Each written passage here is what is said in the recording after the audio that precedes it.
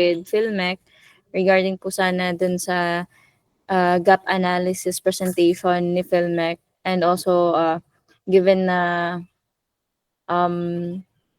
may findings po sila ng data sa machinery inventory na nais po nilang ma-present sa NRP. And also with this, NRP collaborated and coordinated with other offices under the office of Yusek Morales po na makapag-attend din po. So, bale po, per advisory din po ng staff ni Director Ona po ng FOS, bale po ay baka po susunod siya dito sa ating meeting. Baka mga 10:30 po kasi may concurrent meeting din po siya as of now. So, for the presentation po, I would like to call on Miss Elaine po for PhilMec's discussion on their gap analysis findings. Miss Elaine? Hello ma'am, good morning po. This is Raymond ma'am from PhilMec po. Yes po sir, Raymond. Po ma'am. Sige po. So this ma'am, inaayos lang namin yung camera po namin. But while we are fixing this ma'am, ayan po, Yes po. let me introduce po yung ating mga kasamahan po dito ngayon. We have Dr. Ernais Malanon from our Socioeconomic Division.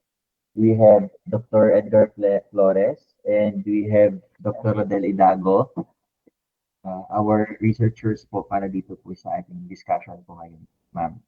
So, we'll be presenting po yung ating study and other related documents po para dito sa request po ng National Rice Program.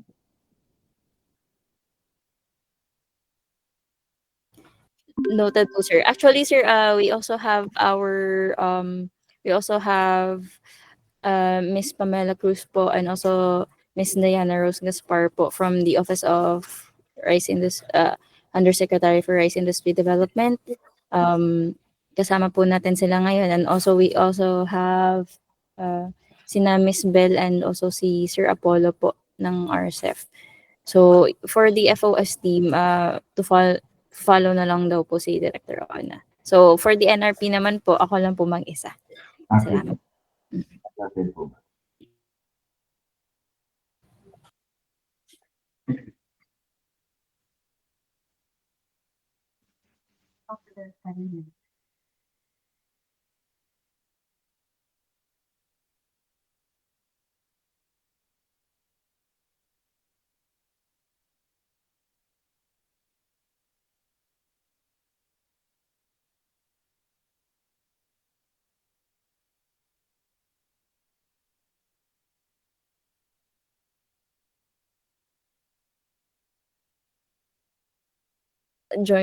Nakapag-join na po si Director Ona po sa ating meeting.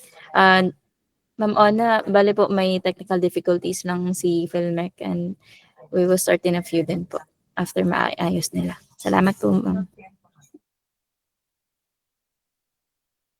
Okay po.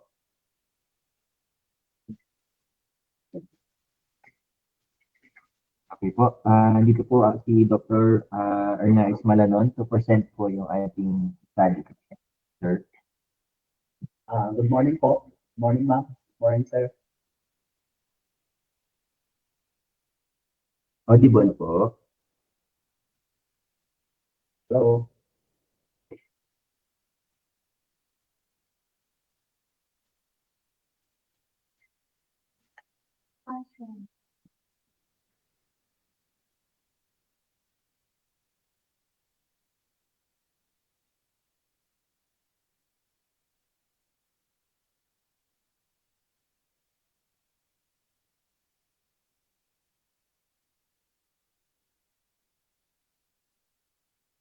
Hello po.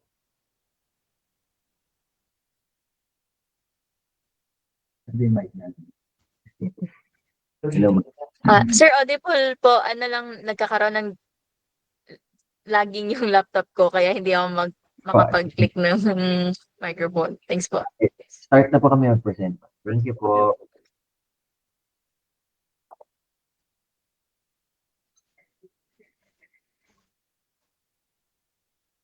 Hello, good morning po. So, I will be presenting po yung sufficiency analysis or gap analysis ng selected mechanization technologies with the implementation of the RCEP mechanization program. Kailangan kasi namin that, during that time yung guide sa pag-decide, particularly on the prioritization and resource allocation, kung ilan at saan ilalagay yung ating mga intervention. At although itong gap analysis, isa lang ito sa basis ng aming pag-decide kasi after using this as a primary guide, kailangan pa natin na i-validate dun sa level ng FCA yung access nila kasi kahit sabihin kasi natin na madami na machines sa particular area, di ba, sa isang province, baka yung distribution niya hindi rin accessible sa ilang FCA beneficiaries.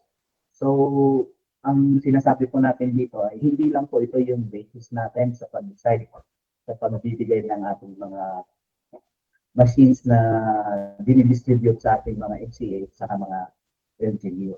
So, mayroon na po kasi existing na database ang PhilMec, yung through the APNIC Earn, but kailangan natin itong ma-update at yung ginagawa natin ito ay ayon dun sa APNIC law wherein PhilMec ang gagawa ng inventory or database ng lahat ng mechanization technologies. At alam natin yung constraints nito dahil napakamahal lang pag-conduct ng ating inventory at napondohan ito na 40 million, but kung tutusin talaga, kailangan natin ng more than 100 million para ma-implement ito. At kung maalala ko yung mayroon ding attempt ang BAPE that time na magpa-inventory din sila in 2021. Halos nagkasabay nito but hindi na-implement ito ng mga agents dahil wala namang pondo. Okay, so ito yung naging basis natin para makapag-decide at mai-adjust yung ating mga targets dahil nagawa ito noong 2022, so 3 years na after mag-start yung RCEP 1.0. Next. So, ang coverage ng research study na to na ginawa ng PhilMec 2021 at 2022 yung covering 57 province, actually 58 sinama natin ito yung Apayao, although hindi siya kasama sa RCEP. At binubuo ito ng 16 regions at ang nakapag-submit ng local inventory about 844 LGU, comprising about almost 70% ng ating rice area. Okay.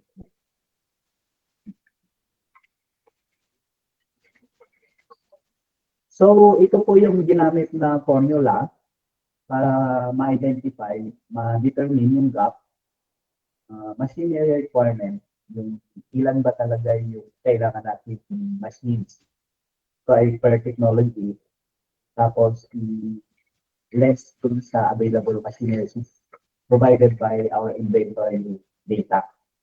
Tapos yung machinery requirement, yung total potential production area over the total coverage area of machines. Tapos yung coverage area naman, ito yung formula, AFC times H times B times F over O na yung ano dito.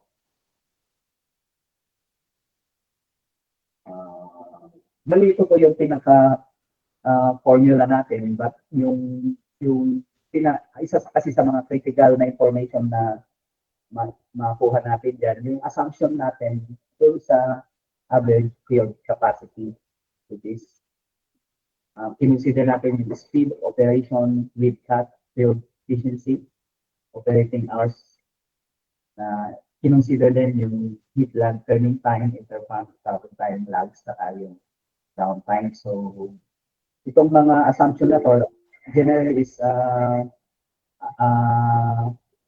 theoretical, ito yung sa formula na to, but dinalidate natin ito sa actual field condition, just like this one.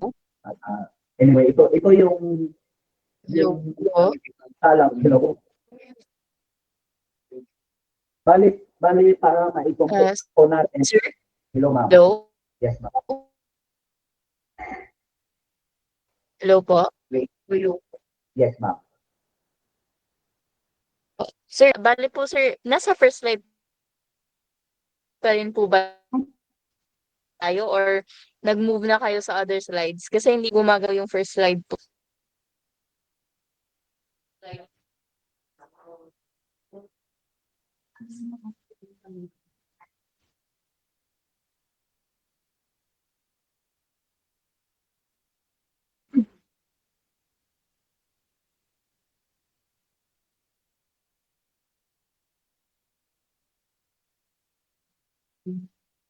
Yung screen yun. Yes. Hindi yun.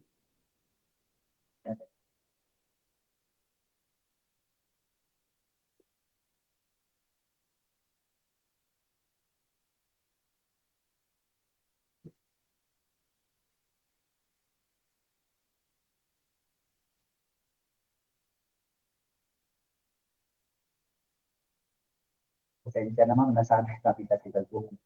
Ayan. Google. Gumagalaw na po, ma'am. Nakikita niyo na po yung screen.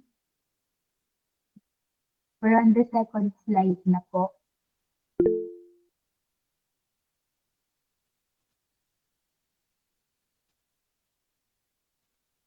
Yan, ma'am.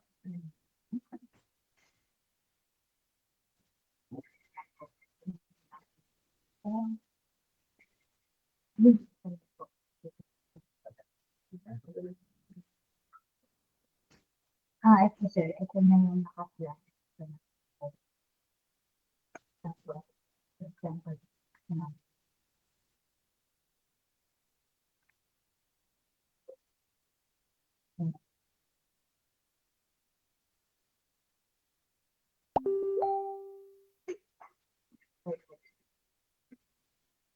So, hindi.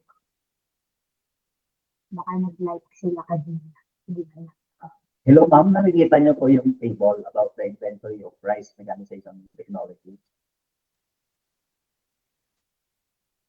Yung ano, yung mayroon diyang data ng four-wheel tractor at rice combined harvester.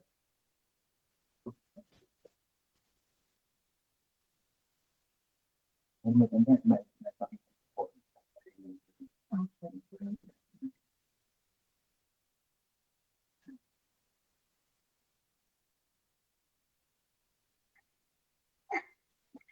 Hello.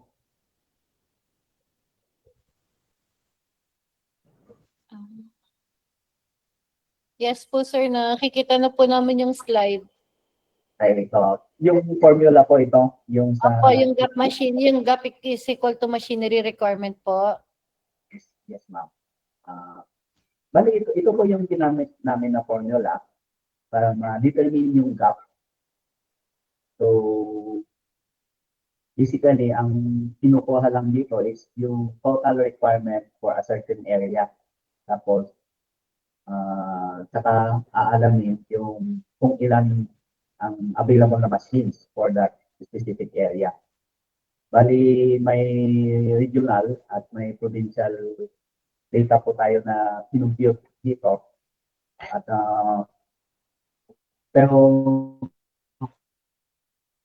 mas maganda po kasi na yung provincial data ang gagamitin natin kasi although meron tayong municipal level, mahirap po kasi natin gamitin yun dahil yung sa palipat-lipat naman yung machines. Kumbaga tumatawid siya sa ibang locality.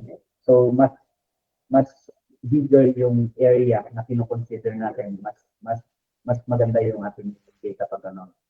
Okay. So ito po yung formula. Siguro naman bali hindi po ginawa ito ng PhilMec, inadapt na lang natin to sa ibang literatures. Okay, so the coverage area is ito po yung formula nito, AC times H times C times S, which is yung C is the coverage area of the machine. So ilan ba yung kaya niyang cover for a particular period. For this one is yung per cropping.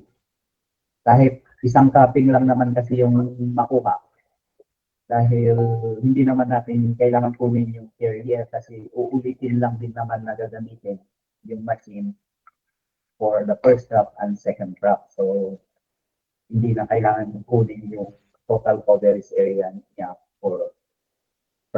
per year. Tapos doon sa AHC, yung average field capacity of the machine in terms of hectare per hour, and then yung work hours of the machines per day, tapos yung available work days na utilization. Ito yung operating window of operations, kung ilang days ba talaga sa isang cropping season na effective na makapag-work yung machine, considering yung schedule ng ating irrigation. This is very limited lang kasi simultaneous na ginagawa ng ating mga rice farmers doon sa mga irrigated areas. Okay? So, ang isa sa mga critical dito, ma'am, is yung AHC, which is, ano ba yung na-consider natin dito? So, ang next slide, ito yung theoretical formula na ginagamit usually yung ano yung na-consider dyan, yung speed of operation with cut, field efficiency, saka yung operating hours, yung effective na ibawas na natin yung mga sources ng efficiency dyan na nakaka-affect doon sa actual operating hours talaga ng machine. So, next slide. So, ito yung result ng inventory, kaya siguro nagkaroon ng deviation between yung na-compute na pattern field neck. Bali, ito yung pagkakaiba po kasi na inventory na nakuha natin in 2023, 2022 covering 57 provinces. Ang actual na nakapag-submit ng inventory nila, particularly sa province effort, mayroon tayong 20,579 units. But kung titingnan kasi natin, 70% lang yan yung total na ipo-cover natin sana na area. So, gumawa tayo ng projection na assuming na 100% na nakapag-submit ng inventory data nila. So, may assumption tayo dyan na 27,454 kasi may mga LGUs kasi na hindi kompleto yung na-submit nila, hindi kompleto yung inventory natin doon, hindi po na natin sila sinama sa total kasi chinecheck natin kung yung completeness ng data na to. Ngayon kung incomplete siya, hindi mo na sinasama until such time na makompleto yung inventory nila. Kaya lang, ang cut-off kasi natin last time is 2022. So, ito muna yung naisama natin. So, compared sa Abimes, almost double kasi yung data na generate ng PhilNex. Particularly sa COVID or pati doon sa combined harvester. Tapos doon sa rice area, mas maliit na physical area yung cover nitong PhilNex inventory. So, ang kinuha lang na area nito, yung kung saan may inventory, yun lang yung consider na rice area data. At yung data na to, yung galing sa mga LGU at base sa informant interview natin sa mga SANIA, kasi mayroon din discussion dito dahil iba-iba din yung data ng rice area. But according sa NIA, mas malapit daw yung data nila sa data na binibigay ng Philippines. Almost yun na din, yung sinusundan ng NIA compared doon sa galing sa PSA. I think ang ginamit yata ng Ibape yung sa Tracer, but during the time kasi na hindi pa natin ma-access yung data na yun. So, isa-isa natin kinuha yung data ng municipalities and cities, tapos kinuha yung total to determine the provincial total and then the regional. So, ang isa din siguro sa magkaiba ay yung assumptions na ginamit na base sa informant interviews sa survey, yung gaano kahaba yung window operation na makapag-operate yung ating machines, particularly sa four-wheel tractor sa combined harvester. So, ang range nito is from 20 days to 30 days per season. So, ang average na is 25. At yung coverage per day, dito rin na iba base doon sa formula na naipakita kanina. Yung ang average capacity ng four-wheel tractor is only 4.28 compared sa 5.7 na inassume ng PAPE. At doon sa rice combined, 4.75 hectares per day compared sa parehas na ginamit ng ano. Eh kung kukunin natin yung coverage area ng dalawang machine, sa four-wheel tractor is about 54 hectare per cropping ang kaya niya i-serve. At compared ito sa actual data na ginagana ng Philmex doon sa actual utilization na 40 hectares per cropping. At dito na lumobo na yung ano nito compared sa assumption ng BAPE na 200, almost 257 hectares per cropping o per year. So, yan. So, basically, sir, ganito yung assumption na ginamit ng Philmex para makapag-come up yung aming gap analysis. At siguro pwede kami mag-entertain ng question kung may gusto kayong i-clarify bago natin i-present yung ating result. Which is naisama namin sa letter na sinend na andun na yung provincial data in terms of the mechanization gap ng four-wheel tractor sa combined harvesters. Nandun sa foundation. Cover. So, may questions about the presentation? Before we leave yung ano nato, yung material nato, are there any clarifications? Questions po? Good morning po. Sir, clarify ko lang, di po ba itong Philmex data po na pinanggalingan or sa ginamit po natin sa analysis ay 2022? Na-consider na din po ba natin yung from 2022 up to the present na parang gap din kung ilan na po yung napamigay ng Philmex? Yung ang naidagdag po natin dyan, ma'am, yung data ng RCEP, kasi yun pa lang po na ang readily available na data. Kasi nag-stop na kasi yung data gathering 2022 at ang gagamitin natin para ma-update ito yung roughness, yung registry of newly acquired machineries. But actually, ang pinaka naman ng data natin, ma'am, is hindi yung accurate na data but more on prioritization kasi na kung ito. So, basta nakita lang natin na malaki pa yung gap. So, ibig sabihin, mayroon pa tayong room na magbigay ng mga machineries. At gaya ng nabanggit ko kanina na ang mas mahalaga, mas important is malaman natin kung saang area yung malaki pa yung pangangailangan at para doon natin ilagay yung intervention natin. Kasi hindi naman natin kayang i-target lahat kung ano pa yung kulang. Kasi with limited fund, kung base lang doon sa kakayahan natin na ipamigay. So, at least guided na tayo, na confident tayo na sa mga areas na to, dapat mas marami tayong ilagay. Pero kahit hindi pa natin masabi na dapat ganito lahat ang ilalagay natin para fully mechanize yung entire rice industry ng Philippines. Yes po sir, thank you po. Pero sir, meron na po kayo ng data na gano'n, na nakalocalize na po yung data natin na sa ganitong area.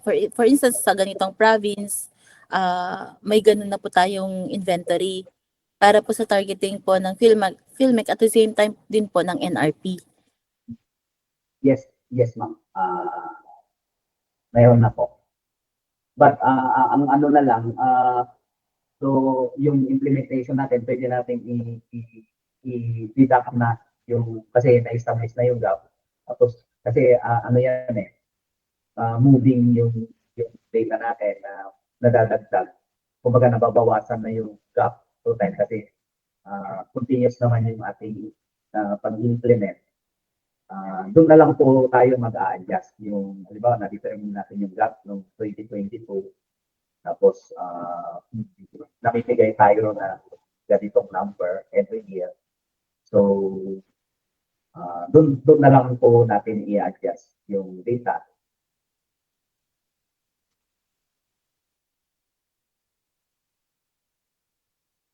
Although Okay na- po. Yes po. I think ganun po yata, sir, yung parang tinatanong ko kanina. Since 2022 siya, so parang meron din po tayo nung data din ng napamigay na nung yung between 2022 up to present para lang po ma-harmonize po yung ating kabuang data. Yun sir, siguro makikihingi po kami nung inventory po natin. I think Ms. Camille also is coordinating with your staff po, no, regarding po dun sa mga data na kailangan po natin. Yes, ma'am. We will be providing the data.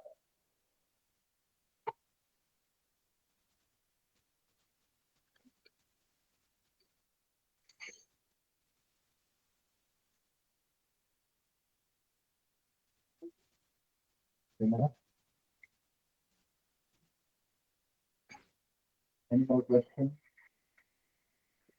Sir, may question lang po ako regarding po dito sa in-indicate niyo na may 2 operations per per coverage per day.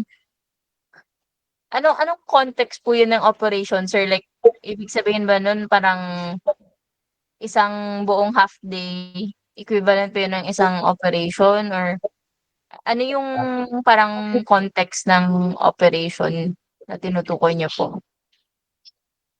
Kasi ma'am, hindi lang isang pasadahan kasi yung yung land trek. Ngayon yung toilet, sabi, ng passing, saka yung pangalawang passing. So, hindi naman yung working window naman niya, halimbawa, 25 days lang. So, yung kalahati lang doon, i-devote ng machine sa primary paygates. Tapos doon sa secondary, yung iba sa kaya mahahati yung actual na coverage area niya.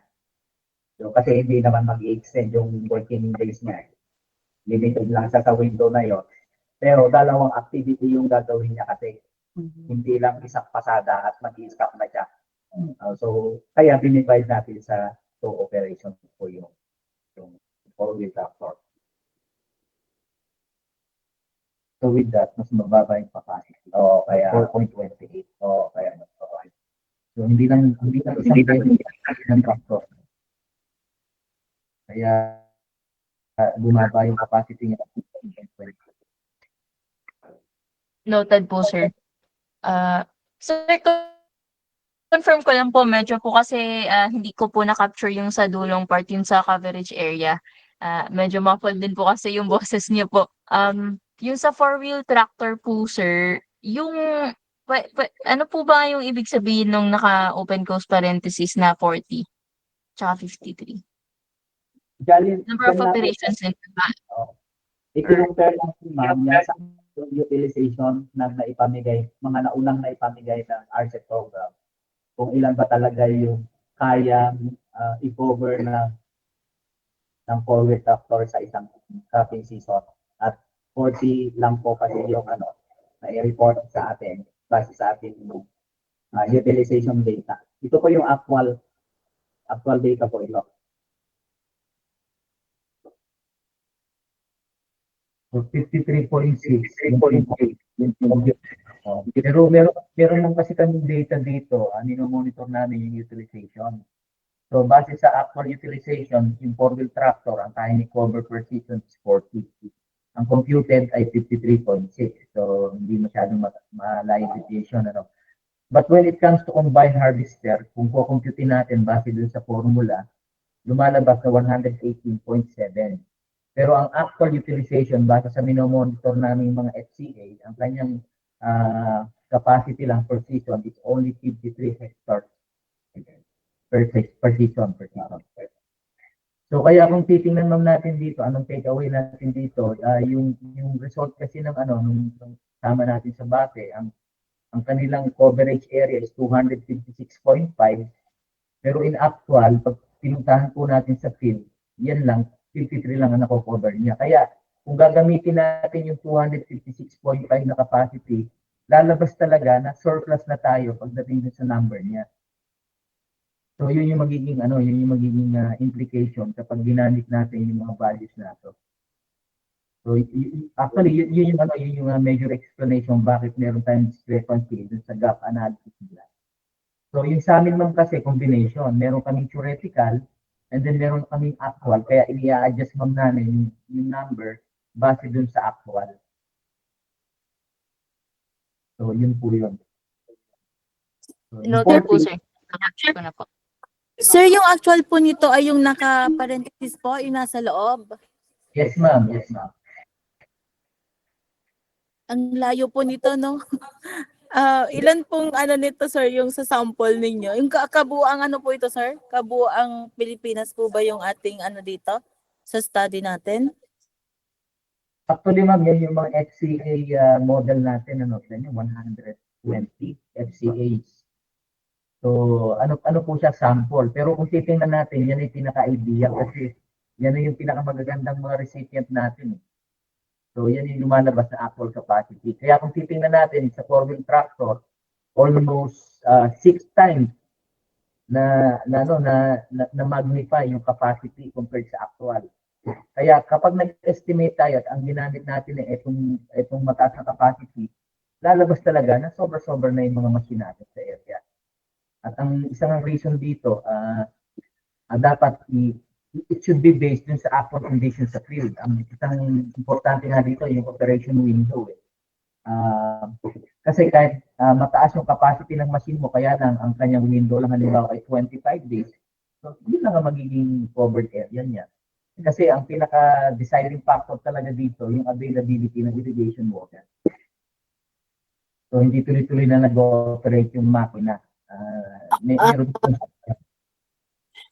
Yun din, sir, yung kasi parang doon ako ngayon doon sa difference, no? Kahit dito sa computation po, theoretical po ba ang tawag natin dito sa 118. Nandun ako, sir, sa rice combine harvester.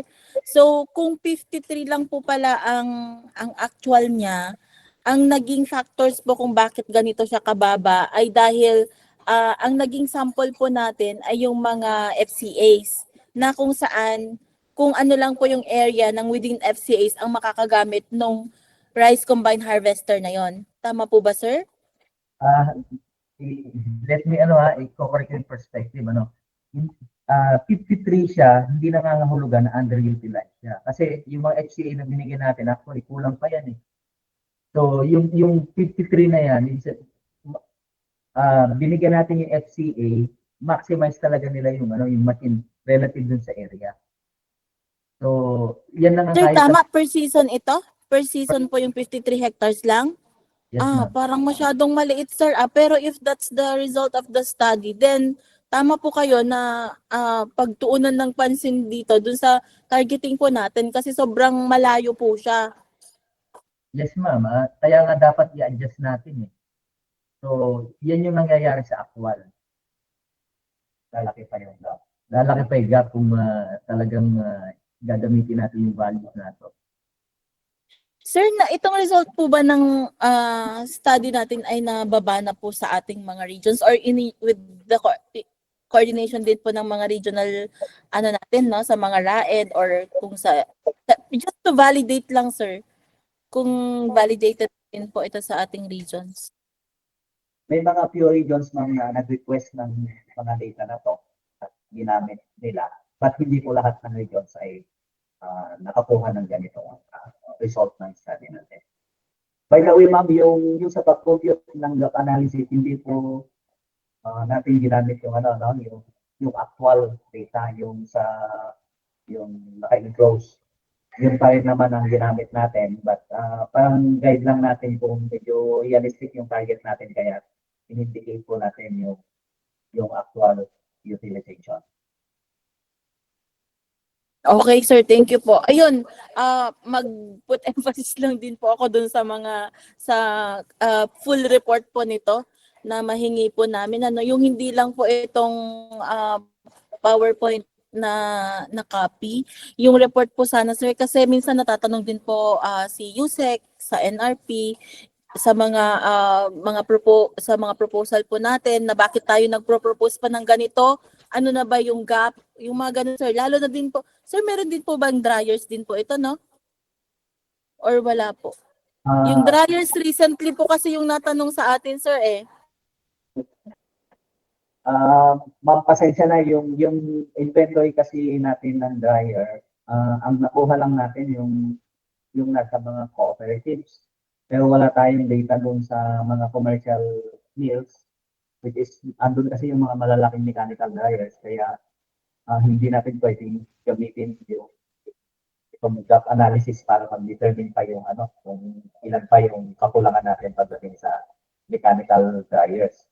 Kaya ang ginagamit lang ng PhilMec DSA yung data ng DSA pagdating sa rice mills na ilan pa doon yung mga inefficient mills, yung mga single pass na kailangan i-upgrade. Parang yun muna yung target ng mechanization program to improve yung efficiency ng ating rice processing operation. But hindi natin tinatarget na i-fill up kung ano pa yung gap ng buong rice industry. Pero sir, magkakaroon po ba ng or wala pong naka-propose or nasa pipeline po ninyo na magkakaroon ng study on this? Or si PSA data na lang po yung gagamitin? Tama po, no, hindi siguro, kunyari sa RCEP, hindi naman po niya mapupunan po talaga. Pero kung kunyari si RCEP at saka mga susunod pa pong mga proposal natin, kunyari sa side naman po ng NRP, yun po kasi sir yung mga nagiging basis po natin sa pag-defend po ng ating budget, ng ating proposal.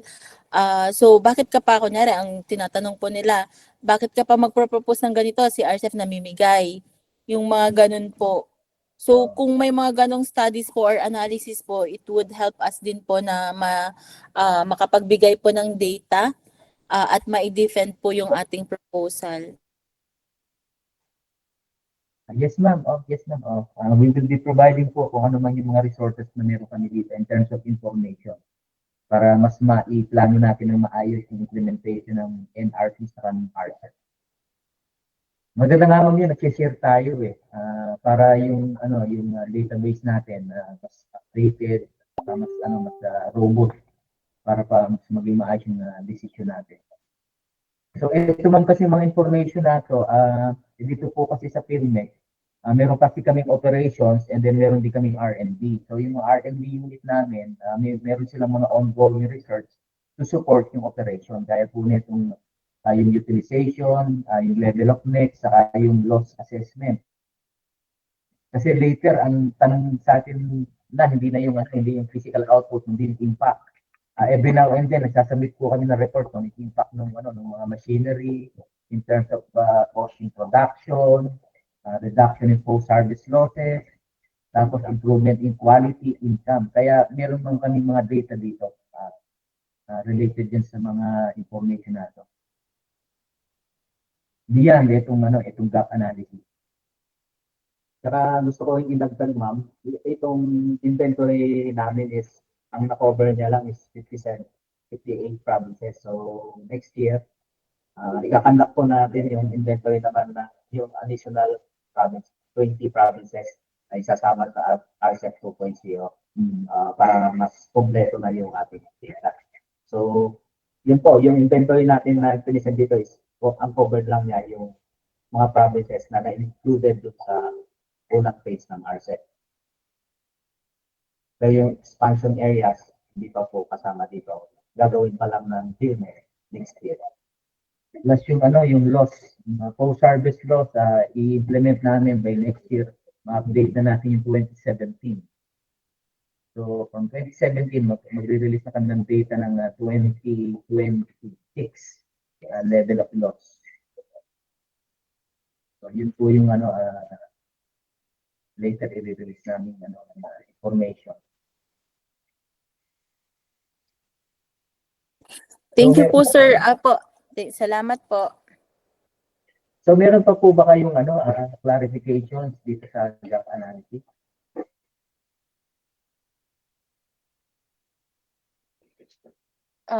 So far, sir, ano na lang, clarification na lang on my end. Yung window of operation po ba, tama po ba ako na kinonsider na dito yung headland tourney, yung headland, tapos yung iba pang parang application sa actual na field. Kaya po nag-come up tayo na lower talaga. Tama po ba ako? Na yun yung reason bakit lower yung actual kasi nga po consider na din yung factor sa headland, yung sa weather condition na may mga cases nga na kung maulan, hindi nga naman ganun kalaki yung makakover na area. Tama po ba ako, sir? Or Yeah. Ma'am, magkaiba po yung window of operation sa yung capacity po ng machine.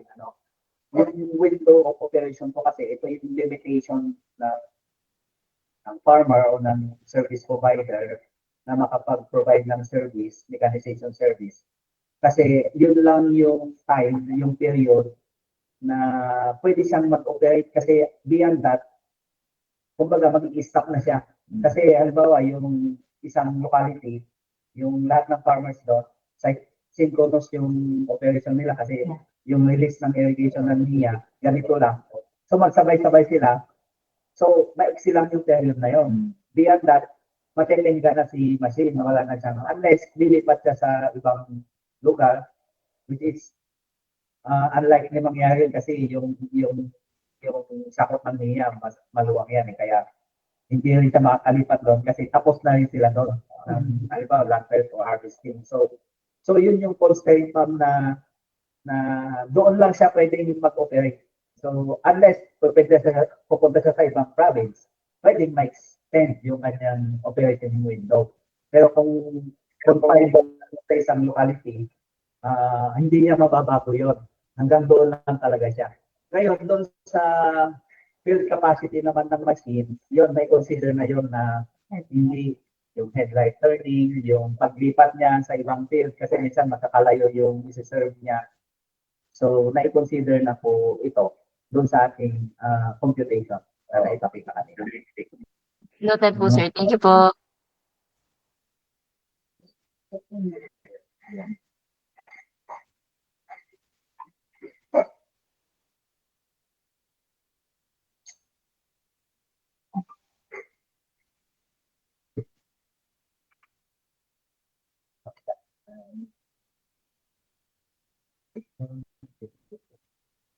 Bali, actually, ma'am, medyo conservative yung assumption natin dito. Kasi kung titingnan natin yung mga private owners ng machines, marami dito yung hindi naman ganun kaluwang yung area nila, kaya lang may sarili silang machine, which is, tapos hindi naman nila pinaparent. Kumbaga, kung consider pa natin yon, yung coverage area ng mga machines na yun is maliliit lang, mabababa lang. Kaya hindi na nga natin sama dito sa computation na to. Dapat dadagdag pa siya sa kaya kung i-consider natin yon, lalaki pa lalo yung ating mechanization gap.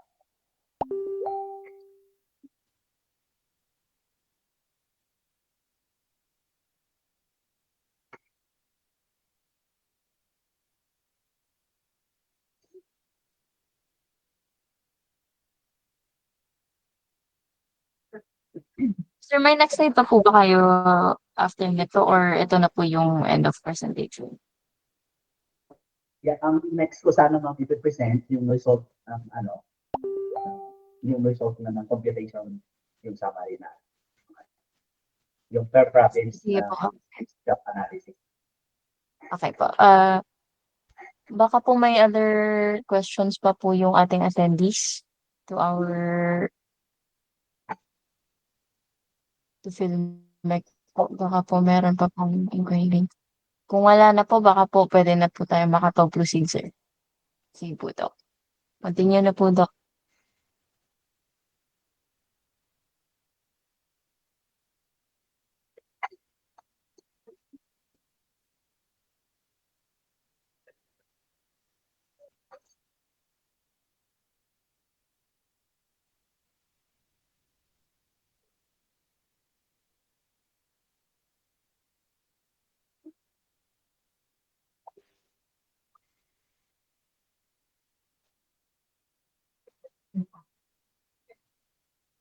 Ma'am, ito po yung result ng ating gap analysis per province. Nakikita natin dyan sa formula for halos lahat naman mayroon pa tayong gap except for the provinces in Region 1. Saka mayroon tayo dito sa Tarlac, sa Region 3. Lahat na halos wala, kailangan malaki pa yung pangangailangan natin.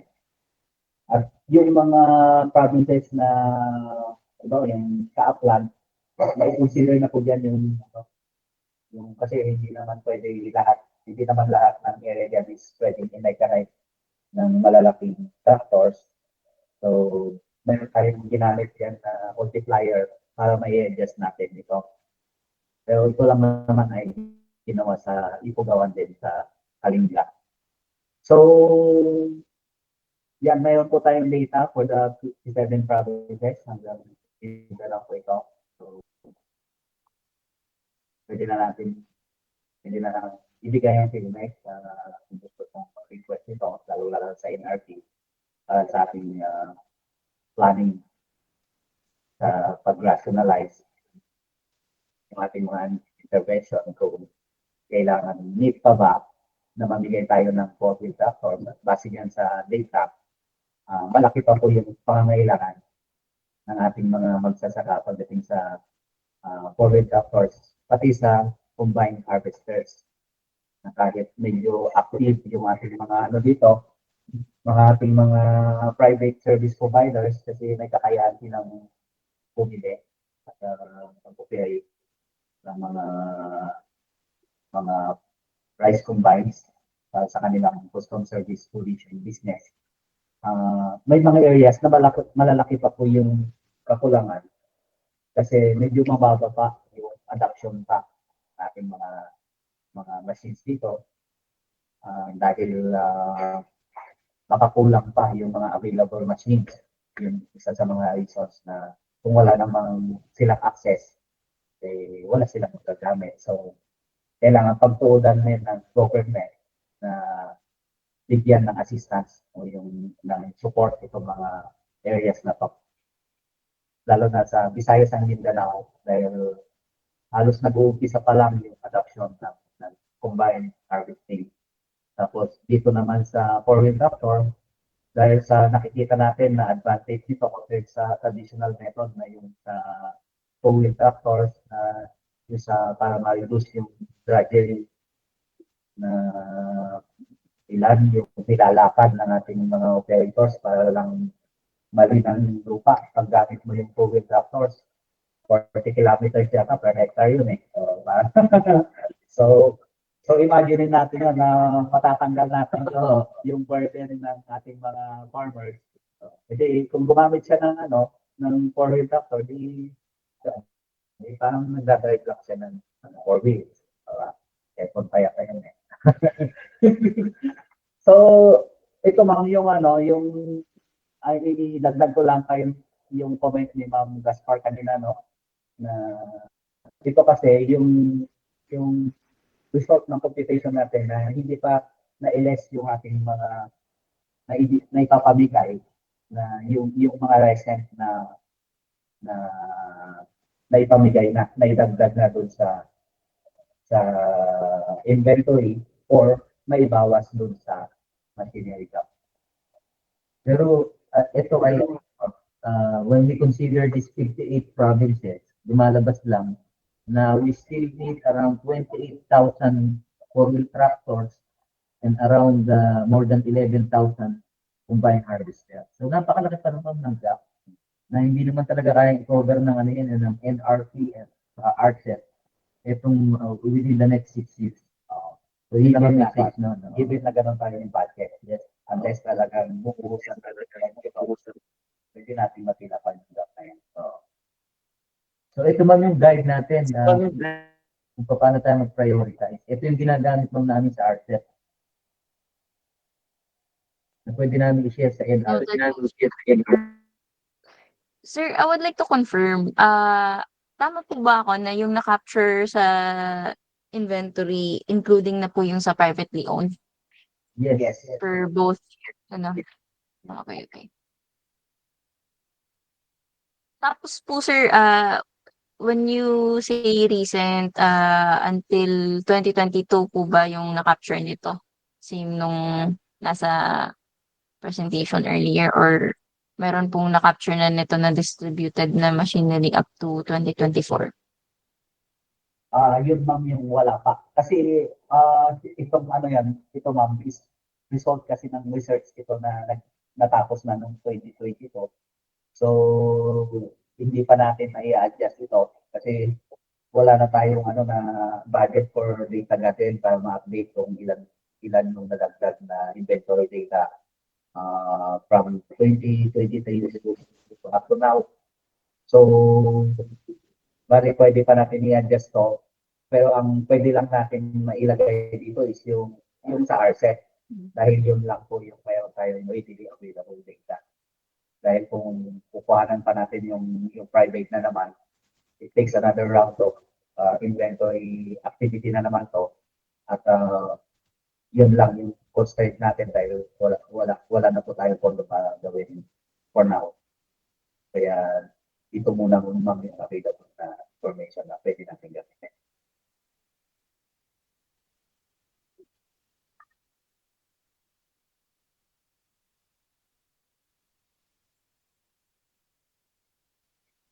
Thank you po, sir. Hindi, na-assure lang natin dito ma'am na kahit wala yung clear data, hindi pa niya napunan yung 28,000 na yun. Masyadong maliit o madadagdag lang.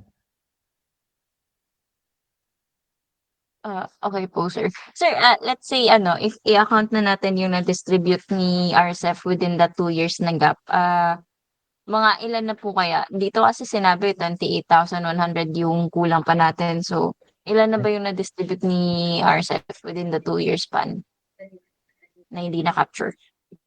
Or yung kabuuan. 5,000.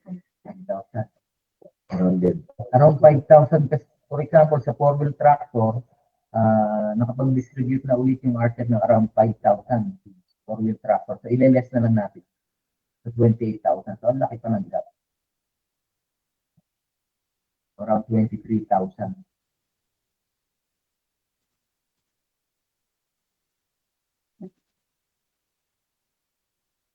So, po pwede lang natin i-update na lang to kasi meron naman tayong data pagdating dun sa yung recently distributed natin from 2023 up to 2024.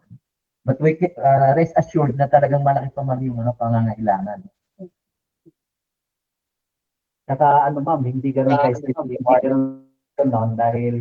dahil yung inventory natin ng 2022 compared ngayon, baka marami na rin nakaltas dun eh. Dahil hindi na siya, beyond na siya ng kanyang useful life. Kaya hindi na babawas na lang natin. Dapat magtalas din tayo doon sa existing machine. Dahil lumipas na yung period, may mga makakalaot na dapat sa old inventory. Noted po, sir. Sir, actually, another question, when talking about dun sa service life nung tractor. Bale po, sir, nung nag-data gathering nito sa data collection nung sa 2022, na-account din po ba yung parang ilang years na siya operational? And ano yung parang estimated na span niya from that period na na-collect yung data? Yes, For ma'am. example, Na-consider if po natin. na-collect siya nung 2022 hanggang 2024 na lang po ba yun? Meron bang remarks or meron bang way na na-collect yung ganun na info? Wala po ganun ma'am na data pero pwedeng gawin.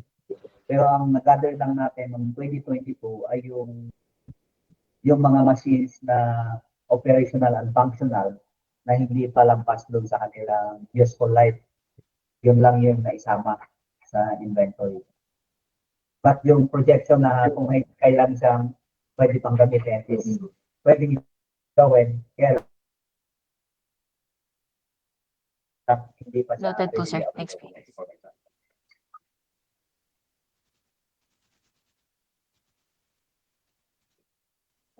Baka po may question pa po yung iba nating attendees.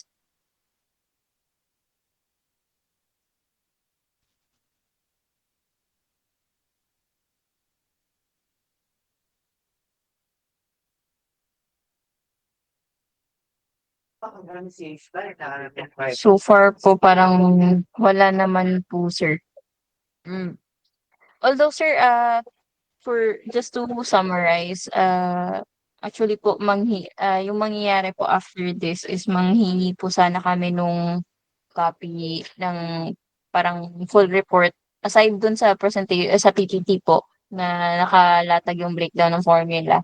Yung parang full report na lang din ni PhilMec sa 2022 na findings ng gap analysis and also parang kahit i-separate file na lang po natin siguro, sir, yung accounted na din po yung approximately 5,000 na sinabi niyo na distributed.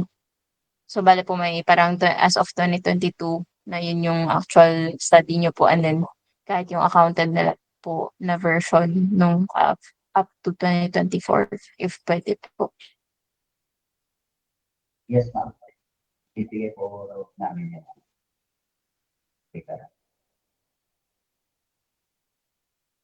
Are there any questions po ba from our attendees?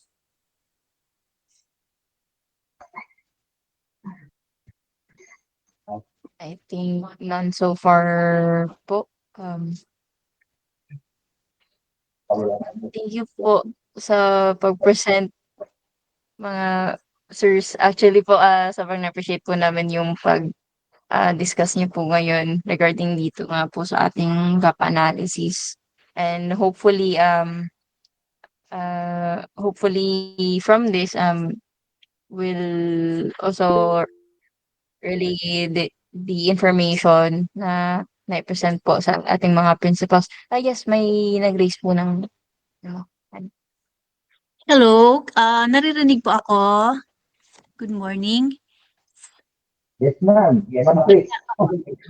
Just siguro to add something, yung question about the privately owned machines between 2023 and 2024, kakaunti kasi ito compared sa RCEF natin. So yung RCEF is really malaki yung impact. Though we have a few, siguro mabibilang lang kaunti na nakakapture natin na privately owned machines through our registry. So yun ay na-update naman natin na idadagdag natin ito sa ating pag-analyze and sa inventory din. Just yun lang kasi narinig ko yung question about privately owned. So yun lang, additional info. Salamat, ma'am Chris. Sige, ma'am. Isasama namin ito sa Thank you, ma'am. Noted, ma'am. Noted.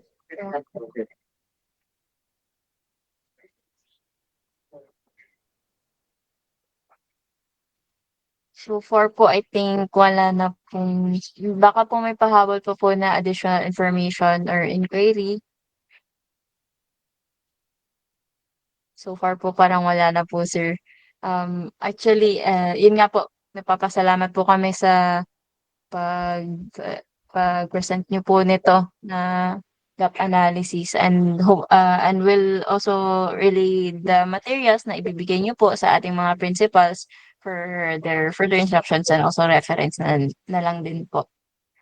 So far, yun lang po. Maraming salamat po sa lahat. Yun nga po. Sige po. End na Thank po you ng po. ating meeting. Maraming salamat Salamat po. po.